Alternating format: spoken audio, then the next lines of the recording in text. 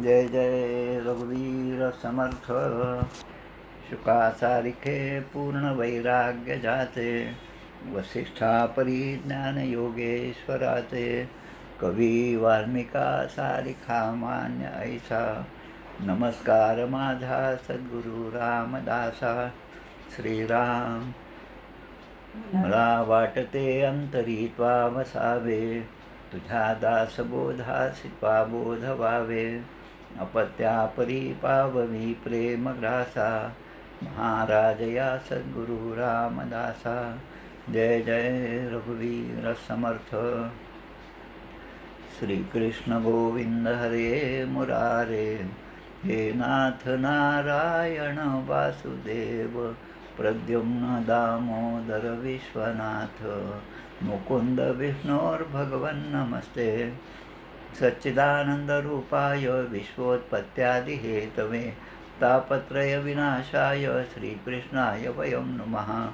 कृष्णाय वासुदेवाय हरये परमात्मने, प्रणतक्लेशनाशाय गोविन्दाय नमो नमः. वसुदेवसुतं देवं कंसचाणूरमर्दनं, देवकी परमानन्दं कृष्णं वन्दे जगद्गुरुं. कृष्णकमलपत्राक्षं पुण्यश्रवणकीर्तनं, वासुदेवं जगद्योनिं नौमि नारायणं हरिं. कृष्ण कृष्णेति कृष्णेति यो मां स्मरति नित्यशः, जलं भित्त्वा यथा पद्मं संसारात् उद्धराम्यहं. कृष्णाय वासुदेवाय देवकीनन्दनाय च, नन्दगोपकुमाराय गोविन्दाय नमो नमः. नमः पङ्कजनाभाय नमः पङ्कजमालिने, नमः पङ्कजनेत्राय नमस्ते पङ्कजाङ्घ्रे. गोपाल कृष्ण भगवान की जय. जय जय रघुवीर समर्थ. श्री भगवान उवाच, ज्ञानं परमगुह्यं मे यद्विज्ञानसमन्वितं, सरहस्यं तदङ्गं च गृहाणगदितं मया. यावानहं यथा भावो गुणकर्मकः, तथैव तत्त्वविज्ञानमस्तु ते मदनुग्रहात्. अहमेवासमेवाग्रे नान्यं यदसत्परं, पश्चादहं यदेतच्च यो वशिष्येत सोऽस्म्यहम्. ऋतेर्थं यत् प्रतीयेत् न प्रतीयेच्चात्मनि, तद्विद्यादात्मनो माया. यथा भासो यथा तमः, यथा महान्ति भूतानि भूतेषु चावचेष्वनो. प्रविष्टान्यप्रविष्टानि तथा तेषु न तेष्वहम्. एतावदेव जिज्ञास्यं तत्त्वजिज्ञासुनात्मनः, अन्वयव्यतिरेकाभ्यां यत् स्यात् सर्वत्र सर्वदा. एतन्मतं समातिष्ठ परमेण समाधिना, भवान् कल्पविकल्पेषु न विमुह्यति कदाचित्. गोपाल कृष्ण भगवान की जय. जय जय रघुवीर समर्थ. पंचमस्कंद अवतरणिका. पंचमस्कंद प्रथमोध्यायात प्रियव्रत चरित्र विख्यात, अग्निद्र चरित्र द्वितीयात, नाभी चरित्र तृतीय, ऋषभदेवाचे राज्यशासन चतुर्थोध्यायात निरूपण, पंचमोध्यायी पुत्राशी ज्ञान अवधूत होणे ऋषभाशी, षष्ठोध्यायात ऋषभदेवाचा देहांत, सप्तमी भरत चरित्र, अष्टमी मृगजन्म भरताशी, नवमोध्यायात विप्रवंशी जन्माला भरत, रौगणा भेटला जडभरत, दशमोध्यायी, द्वादशोध्यायी कथा रौगण भरत संवाद वार्ता, त्रयोदशी भवाटवी गाथा, संशयनाश रौगणाचा, चतुर्थोध्याया माझी भवाटवीची बोधराजी, भरतमोक्ष पंचदशी दशा माझी, भुवनकोश षोडशी, गंगा कथा सप्तदशोध्यायात संकर्षणस्तुती, शिवकृत अष्टदशोध्यायात भिन्न भिन्न वर्ष वर्णन, किंपुरुष भारतवंश वर्णन, 19व्यात निरूपण, षड्द्वीप लोकालोक पर्वत वर्णन 20व्यात निवेदले, सूर्यरथ त्याची गती 21व्यात निश्चिती, भिन्न ग्रहांची स्थिती गती 22व्यात वर्णिली, शिशुमार चक्र वर्णन ते 23व्यात निरूपण, राहू स्थिती अतलादी वर्णन 24व्या माझी, संकर्षण विवरण स्तुती 25व्यात निश्चिती, विभिन्न नरकगती 26व्यात वर्णिली. गोपाल कृष्ण भगवान की जय. जय जय रघुवीर समर्थ.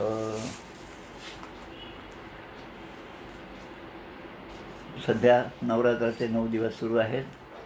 आज 6वा दिवस आहे. कालची ललिता पंचमी झाली. आज आज कात्यायनी देवी या रूपामध्ये आपण देवीची पूजा करत असतो. दुर्गा सप्तशती नावाचा ग्रंथ जो मार्कंडेय मुनींनी लिहिलेला आहे, त्यामध्ये पूर्ण देवीचं चरित्र जे आहे ते 13 अध्यायामध्ये दिलेलं आहे.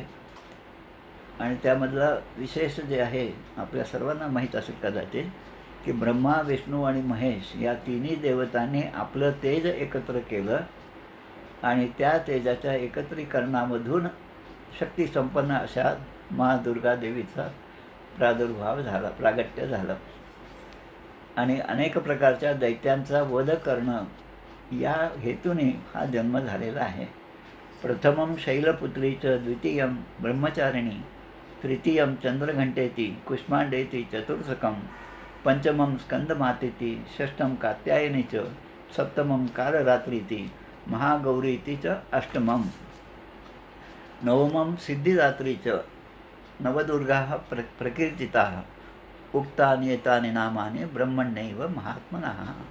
अशा प्रकारे या 9 देवींची नावं दुर्गा सप्तशतीच्या देवी कवचामध्ये दिलेली आहेत. मागे आपण याच माध्यमातून 4:30 ते 5:30 अशा वेळामध्ये हे पूर्ण देवी कवच जे आहे त्यावरची प्रवचनं मला वाटतं माझीच झाली होती. आपण हे पूर्ण 56 मंत्र, यामध्ये यांना श्लोक न म्हणता मंत्र असं म्हटलेलं आहे. प्रत्येक श्लोक हा मंत्ररूप आहे. त्यामुळे देवी कवच हे विस्ताराने आपण पाहिलेलं होतं. जसं रामरक्षा कवच आहे तसं देवी कवच, देवींनी आपल्या शरीराच्या प्रत्येक अवयवाचं रक्षण करावं असे त्या ठिकाणचं देवी कवचाचा तो उद्देश आहे. त्यामुळे आज आपण कात्यायनी देवी जी आहे हिचं स्मरण करून आज आपण आपल्या अध्यायाला सुरुवात करणार आहोत. कात्यायनी देवी म्हणजे अश्विन शुद्ध षष्ठी हे कात्यायनी देवीचा आजचा दिवस आहे. लाल रंग हा तिचा आवडता रंग आहे. या दिवशीची पूजा ही जी आहे ती साधकाने आपलं मन आज्ञाचक्रामध्ये स्थित करणं या उद्देशाने केलेलं आहे. कात्यायनी देवी आज्ञाचक्र म्हणजे ज्या ठिकाणी आपण कुंकू लागतो भ्रूमध्यामध्ये, 2 भुवयांच्या मध्यमात. यजुर्वेदाच्या तैत्तरीय अष्टकामध्ये या देवीचा प्रथम उल्लेख झालेला आहे. तसं स्कंद पुराण आणि इतर पुराणातसुद्धा देवीचा उल्लेख आहे. परमेश्वराच्या म्हणजे भगवान शंकराच्या क्रोधापासून उत्पन्न झालेली ही देवी आणि पार्वतीने दिलेल्या सिंहासनावर बसून ही आरूढ झालेली आहे आणि तिने महिषासुराचा वध केलेला आहे.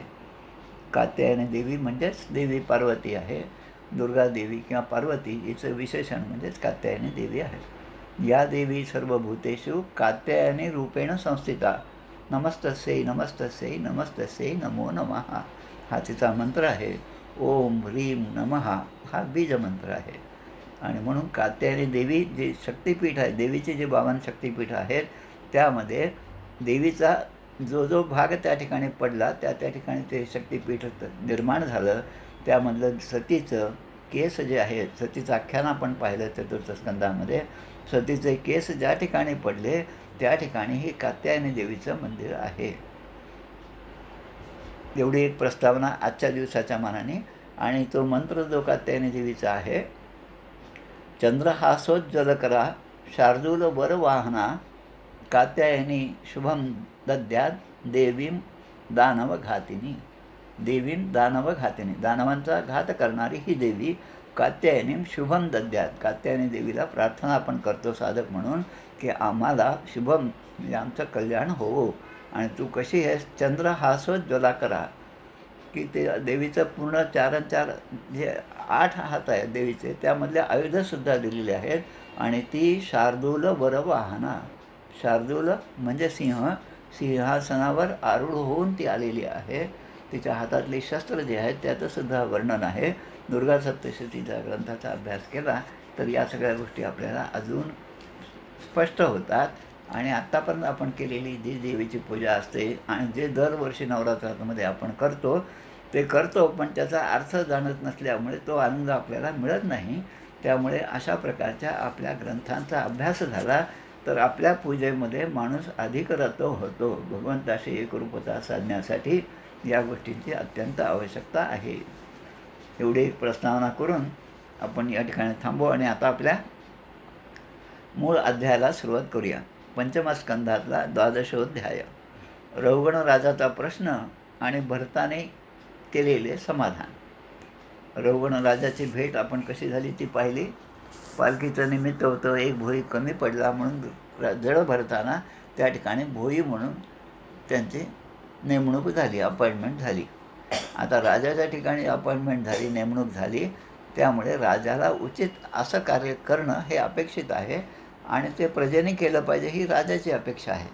की राजा म्हणजे आजच्या भाषेमध्ये मुख्यमंत्री एखाद्या गावाला जातात तर त्या ठिकाणच्या कलेक्टरने येऊन त्यांना भेटलं पाहिजे, त्यांचं स्वागत केलं पाहिजे. हे जसं प्रोटोकॉल आहे तसंच त्यावेळेसुद्धा होतं. पण हा जो नवीन भोई आहे तो बरोबर काम करत नाही हे राजाच्या लक्षात आल्यामुळे राजा त्यावर रागवलेला आहे. हा सगळा मागचा भाग आपल्या लक्षात असेल. आणि रागवल्यामुळे तुला चालता येत नाही का, तू सारखी पालखीची खालीवर करत आहेस, त्यामुळे त्या पालखीचा दांडा जो लाकडी आहे तो मला लागत आहे, मला त्रास होत आहे, असं म्हणून राजा त्यावर रागावलेला आहे. आणि मग रौगणाने त्यांच्या प्रश्नाची उत्तरं दिली. तिथून आपल्याला या रौगण राजाचा उपदेश जो आहे तो आता ऐकायचा आहे. रौगण राजाने क्षमा मागितली की आपण जो काही आत्तापर्यंत बोललात की हा पालखीत मी बसलेला आहे आणि माझं स्वरूप काय आहे, तुमचं स्वरूप काय आहे आणि हे वाहून नेणं म्हणजे काय आहे, त्यामुळे जीवाला कष्ट होतात, ते कष्ट जीवाला होतात पण आत्म्याला होत नाही, असं जे सगळं तत्त्वज्ञान तुम्ही सांगितलं. यावरून मला असं वाटतं की मी ज्या ऋषींना भेटायला जात आहे कपिल महामुनी त्या गंगासागरला, तेच तर तुम्ही नाहीत ना, असं म्हणून रौगण राजाने त्यांची क्षमा मागितलेली आहे. आता या ठिकाणी रौगण राजा पहिल्याच ह्याच्यामध्ये नमन करतो जड भरतराजानं. नमो नमः कारणविग्रहाय स्वरूपतुच्छी कृतविग्रहाय नमो अवधूत द्विजबंधुलिंग निगूढ नित्यानुभवाय तुभ्यं. राजा, मी तुम्हाला नमस्कार करतो, कारण या जगाचा उद्धार करण्यासाठी आपण हा देह धारण केलेला आहे. सगळे जे अवतार आहेत ते अवतार यासाठीच होतात, झाले आहेत पुढे होणार देणे ईश्वराचे, असं समर्थ म्हणतात. आणि हे अवतार का होतात की खरं निग्रह आहे आणि सद्रक्षण आहे, ह्या दोन उद्देशाने सगळे अवतार होतात. आणि त्यामुळे तुम्ही हा देह धारण केलेला आहे. आपण योगेश्वर आहात, योग्यांमध्ये एक श्रेष्ठ स्थान आपलं आहे आणि परमानंद स्वरूपामध्ये आपण नेहमी स्थित असता. आणि तरी पण ह्या स्थूल देहाचा स्वीकार करून आपण या ठिकाणी जे काही कार्य करत आहात त्या प्रत्येक आपल्या कार्यामध्ये, आपल्या प्रत्येक हालचालीमध्ये मुळामध्ये उदासीनता आहे. उदासीनता म्हणजे कुठेही आपण लिप्त नाहीत आणि हे माझ्याकडून होत आहे असा भावसुद्धा नाही, पण आपलं मन परमेश्वराच्या भक्तीमध्ये दृढ झालेलं आहे.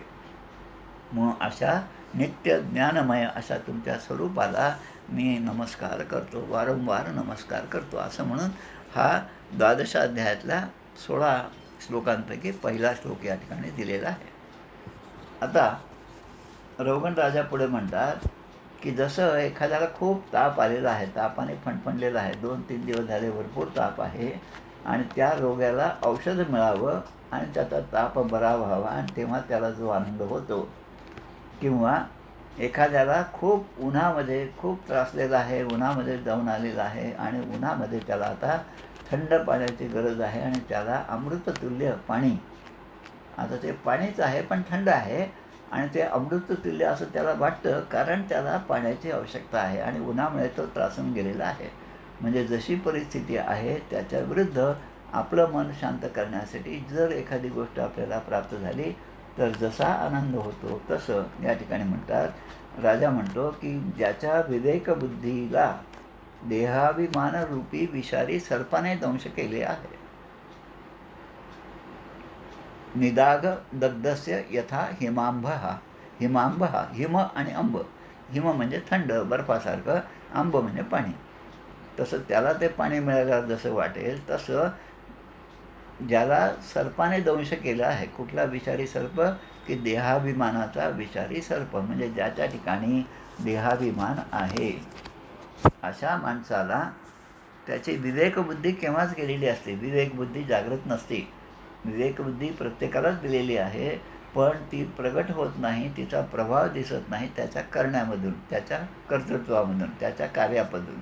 आणि म्हणून नष्ट झालेल्या विवेकबुद्धीला पुन्हा जागृत करण्याचं काम जे आहे ते तुमच्या या उपदेशामुळे मला प्राप्त होत आहे. म्हणून मी तुम्हाला पुन्हा पुन्हा नमस्कार करतो. आता म्हणतात की मी ज्या ज्या शंका आहेत माझ्या, त्या शंका तर मी तुम्हाला विचारून घेणार आहेच. पण त्या शंका विचारण्याच्या अगोदर मला जर तुम्ही आत्ताच मागच्या अध्यायामध्ये, म्हणजे ते रघुवंश राजा म्हणत नाही मागच्या अध्यायामध्ये, पण आपल्याकडे समोर पुस्तक असल्यामुळे आपण म्हणतो, मागच्या अध्यायामध्ये मी जे प्रश्न विचारले होते ते त्याचं अध्यात्मयोग जो आहे, त्यातला अध्यात्म जो आहे तो जो तुम्ही केलेला उपदेश आहे तो मला मात्र अजूनही समजलेला नाही. तरी तो कृपया मला सहज समजेल असा आपण समजून सांगावा. आणि तो उपदेश समजण्याची उत्कंठा माझ्या ठिकाणी लागलेली आहे. अध्यात्मामध्ये किंवा शिष्यत्वाच्या ठिकाणी, शिष्याच्या ठिकाणी जोपर्यंत जागृती होत नाही, जोपर्यंत शिष्य प्रश्न विचारत नाही, तोपर्यंत सद्गुरू त्याला काही देत नाही. उपदेक्षन्ति ते ज्ञानम ज्ञानिनस् तत्वदर्शिनः. असा तत्वदर्शनाचा उपदेश सद्गुरू केव्हा करतात? जेव्हा त्याची खरी गरज त्या साधकाला असते तेव्हा. आणि ती त्याची गरज ओळखून या ठिकाणी जडभरत हे रघुवंशराजाला हा सगळा उपदेश करत आहेत. आता त्याने जो प्रश्न विचारला होता की तुला रघुवंशराजा पाहतो आहे समोर, धष्टपुष्ट असं शरीर आहे या घोड्याचं, आणि नंतर समजलं की हे सगळे भरत राजा आहे, जडभरत हे त्यांचा अवतार आहे, आणि तरी पण ओझे उचलण्यासाठी क्षमता आहे. पण उपरोधात्मक ते बोलतात की तू इतका कृश आहेस, इतका बारीक दिसतोस, खरं म्हणजे ते बारीक नव्हतेच, आणि तरी पण तुला हे ओझे उचलण्याची सवय नाही, तुला धड चालता पण येत नाही, असं ते उपरोधात्मक बोलतात. मग आता मी जे तुला विचारलं होतं त्याचं मला उत्तर द्या की ते आपण जे सांगितले की ओझं उचलण्याची क्रिया आणि त्यामुळे होणारे श्रम असूनसुद्धा हे सर्व केवळ व्यवहारमूलकच आहेत, हा सगळा व्यवहारच आहे, असं जे तुम्ही म्हणाला होता, त्यामुळे माझ्या मनामध्ये आता संभ्रम निर्माण झाला आहे. आता त्याचं उत्तर जे आहे ते जडभरत राजा या ठिकाणी देतात. अयम जनो नाम चलन पृथ्व्याम यः पार्थिव कस्य हेतोः तस्यापि चांग्रयोर अधिगुल्फजंगाः जानो उरु मध्योर शिरोधरांसा. आता ओझं म्हटलं तर शरीराला ओझं आहे. 2 किलोची पिशवी मी घेऊन चाललो तर मी सहजपणे जाऊ शकतो, पण 20 किलोचे असेल तर ते पोतं उचलणं मला अवघड जातं, कारण प्रत्येकाच्या शरीराची ओझं उचलण्याची क्षमता वेगवेगळी असते. आता माझ्या हातामध्ये काहीच ओझं नाही, मी नुसता एकटाच चाललो आहे, तरी पण मी ओझे वाहणारच आहे, हे जडभरत रघुवंशाला समजून सांगतात. कारण प्रत्येकाच्या ठिकाणी 2 पाय आहेत, पायाचे घोटे आहेत, पिंडे आहेत, गुडघे आहेत, जांघा आहेत, कंबर आहे, वक्षस्थळ आहे, त्यानंतर मान आहे, खांदे आहेत, हे सगळे अवयव प्रत्येकाच्या ठिकाणी आहेत. आता जेव्हा माणूस एका ठिकाणाहून दुसऱ्या ठिकाणी जातो किंवा जेव्हा एखादं कार्य करत असतो तेव्हा त्याला स्वतःच्या पायानेच ते सगळं करावं लागतं, स्वतःच्या हाताने ते करावं लागतं, आणि त्यामुळे प्रत्येक क्षणी माणूस हा ओझेच वाहत असतो. त्यामुळे ओझं वाहणं हे काही फार मोठी क्रिया झाली असं नाही, पण प्रत्येक जीवजंतू जे जे काम करत असेल ते त्या ठिकाणी ओझे वाहण्याचंच काम आहे, असं एक सर्वसाधारणपणे ते समजावून सांगतात. आता राजा तू जे म्हणतोस की पालखीमध्ये मला हादरे बसत आहेत, पालखीचा दांडा मला लागत आहे, माझ्या डोक्याला पाठीला लागत आहे, त्यामुळे त्रास होत आहे, असं जे म्हणतोस त्याचं स्पष्टीकरण सांगतो. असेंदी दारवी शिबिकाचं यस्याम. दारवी शिबिका, शिबिका म्हणजे पालखी, आणि दारवी म्हणजे लाकडाची पालखी. अंशेधी दारवी शिबिकाचे यस्याम सव्वीर राजेत्यपदेश असते. म्हणजे त्या खांद्यावर ती लाकडाची पालखी आहे आणि पालखीमध्ये सव्वीर देशाचा राजा हा बसलेला आहे, ही वस्तुस्थिती आहे. आता अध्यात्माच्या दृष्टीने आपलं जे शरीर आहे ते कोणत्या प्रकारचं शरीर आहे? आता आपण जिवंत आहोत म्हणून ते चिन्मय शरीर आहे, आणि त्यातला आत्मा निघून गेला की ते मृण्मय शरीर आहे.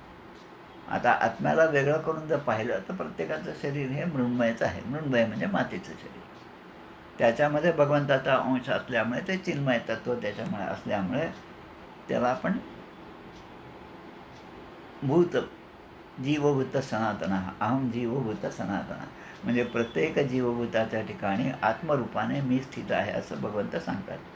तसं या ठिकाणी आत्मबुद्धिरूप आहे, पण तू त्याचा अभिमान धरलेला आहेस, आणि त्या अभिमानामुळे राजा अस्मी, म्हणजे अहम अस्मी राजा, अहम राजा अस्मी, मी राजा आहे, हा अहंकार तुला झाले आहे. आणि सिंधुश्रुती, सिंधू देशाचा मी राजा आहे. आणि दुर्मदांध, म्हणजे दुर्मद हा वाईट जो भाग आहे तो मद अंध, तू त्या आंधळा झालेला आहे, तुला गर्व आहे की मी या देशाचा राजा आहे. मग पुढे सांगतात, पण तू राजा असल्यामुळे तू श्रेष्ठ आहेस असं अजिबात नाही. आता प्रत्येक गोष्ट सांगतात ते या राजाबद्दल. म्हणजे एखाद्या केमिस्ट्रीमध्ये कसं ॲनालिसिस करतो आपण, प्रत्येक तत्व वेगवेगळे काढत जातो, तसं समर्थसुद्धा सांगतात, देहेत व पाताभूतांचा करता आत्मा तिथीचा, आणि कवित्व प्रकार मनुष्याचा काशावरणी. सकळ करणे जगदीशाचे, कवित्व काय मनुष्याचे, ऐसा प्रमाण बोलण्याचे काय घ्यावे. आणि सकळ देहाचा झाडा केला, तत्वसमुदा उडाला, तेथे कोण्या पदार्थाला आपले म्हणा. एक एक पदार्थ ॲनालिसिस करत हे नाही, हे नाही, हे नाही असं म्हणत म्हणत गेलं तर शेवटच्या क्षणी जे उरतं ते आत्मतत्व आहे, तेच परमेश्वराचा अंश आहे, हे आता त्या ठिकाणी समजून सांगतात. मग म्हणतात, जसं आपण रोज आपण जे 2 प्रार्थना सकाळी उठल्यावर करतो, कराग्रे वसते लक्ष्मी, करमध्ये सरस्वती, करमुले तू गोविंदम, प्रभाते करदेश. आणि नंतर जेव्हा जमिनीवर पाय ठेवतो तेव्हा समुद्र वसने देवी, पर्वतस्तन मंडिते, विष्णुपत्नी नमस्तुभ्यम, पादस्पर्शम क्षमस्व. म्हणजे विष्णुपत्नी असणाऱ्या या धरतीला पाय लावल्याशिवाय आपलं व्यवहारच होत नाही, आणि हे रोजचंच आहे, पण त्याचं स्मरण अखंड असणं हे फार महत्त्वाचं आहे. आणि म्हणून हे 2 श्लोक म्हणूनच सगळ्यांचं जीवन सुरू झालं पाहिजे. धन्य धन्य हे वसुमती, हिचा महिमा सांगू किती. समर्थ म्हणतात, ही पृथ्वी आहे तर तिचा महिमा मी किती सांगू. आणि पुढे म्हणतात, प्राणी मात्र तितुके राहती तिच्या आधारे. दशक 16 समास 3. मग पुढे म्हणतात की यदा क्षितावेव चराचरस्य विदामनिष्ठां प्रभवंच नित्यं तन्मतोऽन्यद् व्यवहारमूलं निरूप्यतां सत क्रिययानुमेयम्. जे जे चराचरभूत आहेत, जे जे जीवजंतू आहेत, ते शेवटी या त्याची उत्पत्ती कुठून होते तर या पृथ्वीपासूनच होते. पृथ्वीपासूनच अन्न आहे, अन्नापासूनच मग वीर्य आहे, वीर्यापासून जीवाचा जन्म आहे, आणि मग त्याचं पालनपोषण हे अन्नानेच होतं. प्राणमय कोश, आनंदमय कोश, हे सगळे कोश आपल्याला माहिती आहेत. आणि मग सगळा व्यवहार जो आहे तो सगळा व्यवहार होत असतो. पण शेवटी या सगळ्या व्यवहाराचं जे मूल आहे ते म्हणजे पृथ्वीच आहे. आणि समर्थाने सुद्धा आपल्या 16व्या दशकामध्ये सप्तसप्ती अन्वय, सप्तसप्ती अन्वय, सप्ती म्हणजे सूर्याचंच नाव आहे, आणि त्यामधल्या 10 समासापैकी 7 समास जे आहेत ते या तत्वांवर दिलेले आहेत. पृथ्वी, आप, अग्नी, वायू, महद्भूत असे त्या ठिकाणी स्तवन केलेलं आहे. 16व्या दशकामध्ये 3रा समास हा पृथ्वी स्तवनाचा. तो मूळ वाचावा, म्हणजे हा जो संदर्भ या ठिकाणी राजा रौगणाला समजून सांगत आहे ते आपल्या लक्षात येईल. आणि मग आता अजून एक तुझा प्रश्न होता की मी कृश आहे, आणि मुळामध्ये मी जाड आहे, मी लहान आहे, मी मोठा आहे, मी कार्य करणारा आहे, कार्यकारण भाव आहे, त्यानंतर चेतन आणि अचेतन असे जे भाव आहे हे सगळं द्वैत निर्माण करणारे आहेत. आणि म्हणून विशुद्ध असं परमार्थ स्वरूप जे आहे ते अद्वितीय आहे, त्याला काही कुठे दुसरं कंपॅरिझन नाही. पण ज्यांचं मन शुद्ध झालेलं आहे त्याला भगवान असं संबोधन प्राप्त होतं. त्यालाच पंडित लोक, पंडा एक शब्द आहे, पंडा म्हणजे ज्याची बुद्धी अशी प्रगल्भ झाली आहे त्याला पंडा म्हणतात. आणि असा जो जीव आहे, असा जो माणूस आहे त्याला पंडित म्हणतात. आता आपण पोळ्या करणाऱ्याला सुद्धा पंडित म्हणतो, हा भाग वेगळा. पण भगवान कोण आहे ते सांगतात आणि त्यालाच वसुदेव किंवा वासुदेव असं म्हणतात. प्रत्येक प्रशांतम भगवत छ संज्ञम यद वासुदेवम वसुदेवम कवयो वदंती. कवी म्हणजे सगळे ऋषीमुनी जे वर्णन करतात त्याला ते वासुदेव असे म्हणतात. आता पुढे हे सगळं ऐकल्यानंतर यत्र उत्तम श्लोक गुणानुवाद, पुढचा एक श्लोक आहे. आणि प्रस्तुयते ग्राम्य कथा विधात, की महापुरुष जे असतात ते नेहमी कोणाच्या समुदायामध्ये जातात, की ज्या ठिकाणी नेहमी पवित्र कीर्ती अशा परमेश्वराचे श्रीहरीच्या गुणांची चर्चा होत असते त्या ठिकाणी चांगली माणसं जातात. आणि जे चांगले नाही ते चुकूनसुद्धा अशा ठिकाणी जात नाही.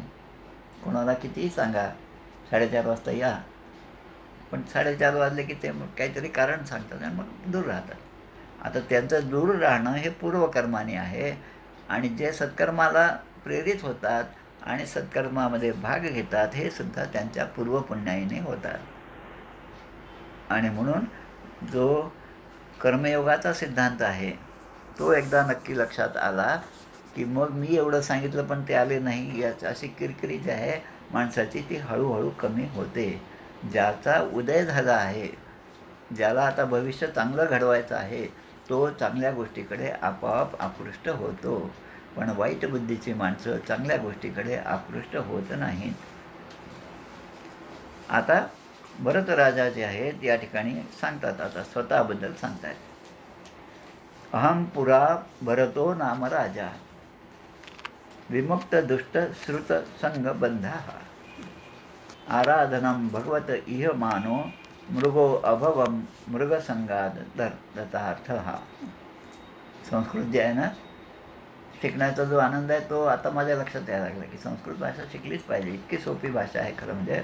अहम पुरा भरतो नाम राजा, पुरा म्हणजे पुराण काळात, पूर्वीच्या काळामध्ये मी भरत राजा होतो. जडभरत सांगतायत पूर्वीच्या काळी, कारण त्यांच्या दृष्टीने जडभरताचा जन्म, त्यापूर्वीचा जन्म हरिणाचा आणि त्यापूर्वीचा जन्म राजा भरताचा.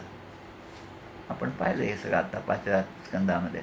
ब्रह्मदेव स्वयंभू मनो महाराज शतरूपा, त्यापासून 3 मुली आणि 2 मुलं, त्यातले उत्तानपाद राजा, उत्तानपादाचे पुत्र प्रियव्रत राजा, प्रियव्रताचे अग्निद्र आणि अग्निद्राच्या पोटी नाभी राजा आणि मेरुदेवी यांच्या पोटी मग ऋषभदेव आणि जयंती त्यांची पत्नी. ऋषभदेवाच्या पोटी 100 पुत्र आणि त्यातील ज्येष्ठ पुत्र म्हणजे भरत. आणि या भरताने आपल्या 100 पुत्रांना सगळं राज्य देऊन टाकलं आणि विरक्त झाले आणि त्या संन्यासाश्रमाचा स्वीकार केला. गंडकी नदीच्या काठी जाऊन राहायला लागले, आजच्या नेपाळमध्ये. असं मी आहे. आराधनम भगवत इह मानो, भगवंताची आराधना करण्यामुळे मी सगळी आसक्ती सोडून दिली आणि परमार्थापासून एवढं सगळं करूनसुद्धा मी परमार्थापासून भ्रष्ट झालो. कशामुळे? त्या हरणाच्या संघामुळे. म्हणजे जीवाला धोका कुठल्या क्षणी आहे हे लक्षात येण्यासाठी सगळं वाचन, सगळं अभ्यास, सगळं अनुष्ठान, सगळं पूजा, सगळं व्रत वैकल्य जे आहे ते त्यासाठी करायचे असतात की आपल्याला धोका लक्षात आला पाहिजे. एखादी वायर उघडी दिसती आहे, त्यामध्ये करंट असू शकतो, त्याला आपण हात लावणे हे लक्षात आलं पाहिजे. पण जे नेहमीच इलेक्ट्रिकचंच कामं करतात त्यांनासुद्धा शॉक बसतो. जे सर्पतज्ञ आहेत ते सुद्धा सर्पाने चावल्यामुळे गेलेले आहेत. अनेक बातम्या आपण पाहतो की या सगळ्या कशामुळे? की अखंड सावधान असावे, दुश्चित कदापि नसावे. मग आता हे सांगतात की मी दुश्चित झालो, माझं मन त्यामध्ये आकृष्ट झालं त्या हरणामध्ये, आणि म्हणून मला पुन्हा हरणाचा जन्म घ्यावा लागला. आणि त्या हरणाचा जन्म जेव्हा घेतला तेव्हा मी माझ्या आईपासून अलग झालो. आई वेगळी झाली आणि आईने त्या ठिकाणी देह ठेवला. म्हणजे त्या आईचा आणि माझा जो संबंध होता तो संबंध आता या ठिकाणी आहे. ती आई जी होती जी त्या ठिकाणी मरून पडली आणि या मुलाला जन्म देणार, आणि तीच आई आता रवण राजाच्या रूपाने समोर आहे, असं पण एका भागवताच्या कथेमध्ये सांगितलं होतं. आता या ठिकाणी आपलं सांगतात आणि मग म्हणतात, पण माझ्या ठिकाणी एक चांगली गोष्ट झाली. जसं नारद सांगतात की मी पूर्वजन्मी, नारदाने आपलं पूर्वजन्म पहिल्या स्कंदामध्ये 2 अध्यायामध्ये सांगितलेलं आहे की पूर्वी मी दासीपुत्र होतो, असे माझ्याकडून सेवा झाली, त्या सगळ्या ब्राह्मणांचा आशीर्वाद मला प्राप्त झाला, मग तो देह सोडून मी दुसरा देह धारण केला. हे जे पूर्वजन्मीची स्मृती आहे ती भरतराजा म्हणतात की मला ती प्राप्त झाली. काय झाली? पूर्वजन्मीची स्मृती सगळ्यांची नाहीशी होती, पण माझ्या ठिकाणी ती स्मृती शिल्लक राहिली. आणि आपण कसे आहे की सकाळची भाजी कोणती खाल्ली संध्याकाळी समजत नाही, 2-4 वर्षापूर्वी काय झालं हे आज आठवत नाही.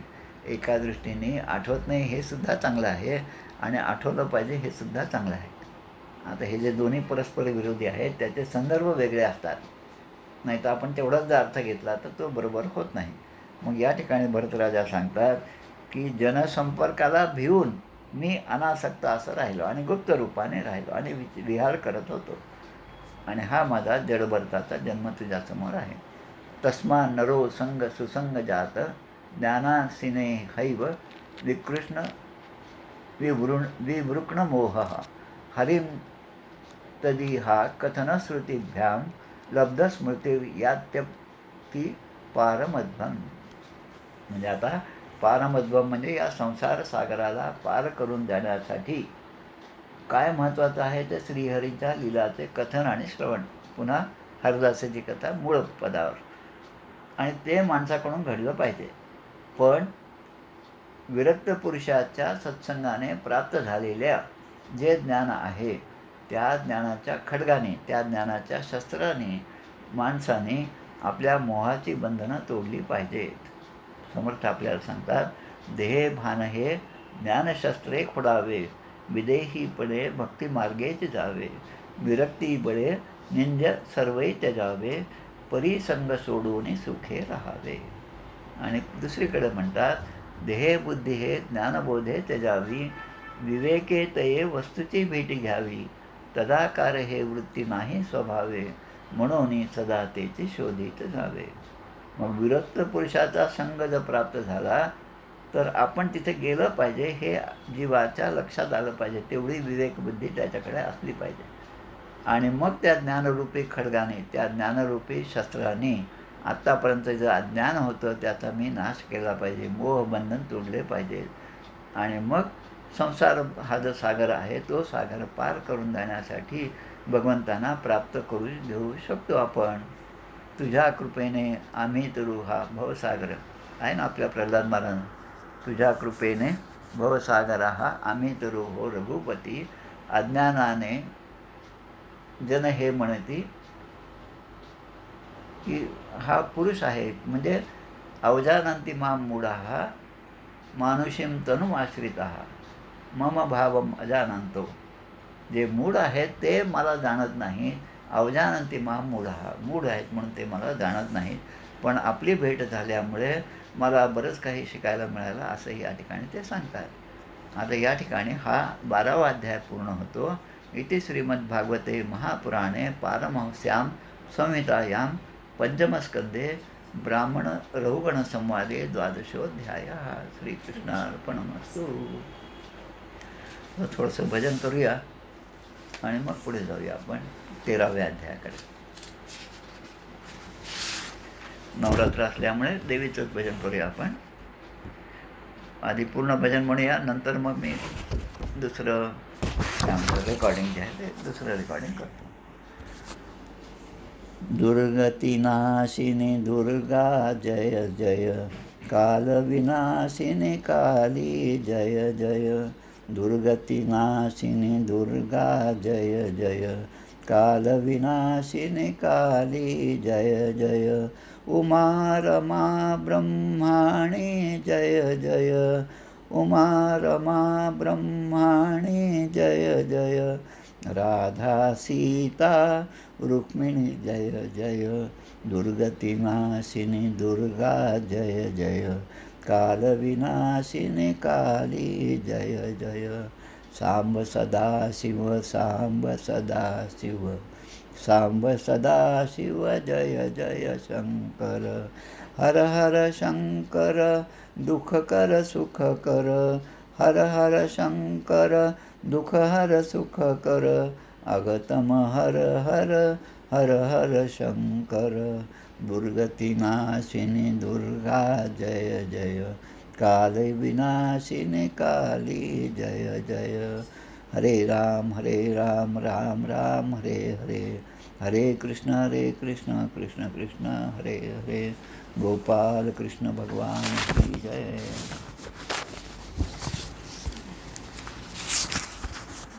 एक मिनटं, दुसऱ्या अध्यायामध्ये आपण आता प्रवेश करीत आहोत.